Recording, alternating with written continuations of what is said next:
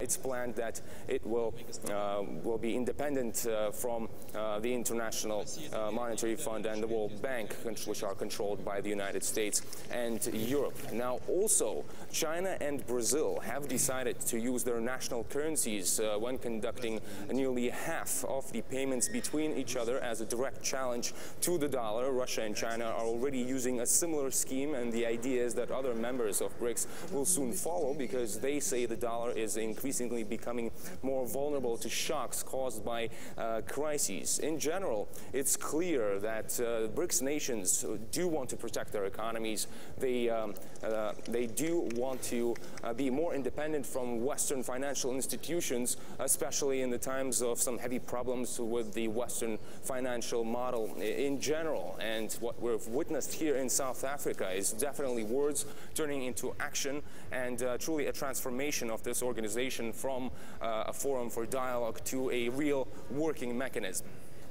But the fact that right-wing people like David Frum in foreign policy can be so quick to dub BRICS the axis of asymmetry shows how behind the times people in Washington really are. There's bound to be a little nervousness and suspicions raised when there definitely is a hint coming from BRICS that they're going to challenge the dollar.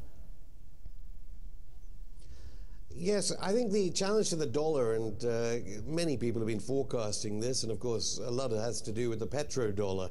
So one shouldn't exaggerate the proximity to the end of the dollar because of this announcement. No, what this announcement really is about is saying no longer do the IMF and World Bank have that monopoly to threaten countries.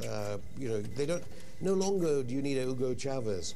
Normal governments with leaders not quite as charismatic can carry through ideas about healthcare, infrastructure, the daily bread and butter of lives in a developing nation without constantly being threatened with death squads unless they follow the path of allowing foreign multinationals based in Washington and part of the Washington consensus dictating their policies. Afshan, live there in London. What's different about the BRICS one is that it's going to be continually, there are going to be attempts at trying to subvert it all the time, and all those different countries of course have competing interests. I think one of the reasons why we didn't see an immediate announcement of the launch of the bank, the location of the bank and so forth, out of those 5,000 delegates in Durban, there were definitely some IMF and World Bank people milling around, and according to people like former IMF men who wrote, I think the book is Memoirs of an Economic Hitman, there'll probably be a fair degree of spies there too, threatening people,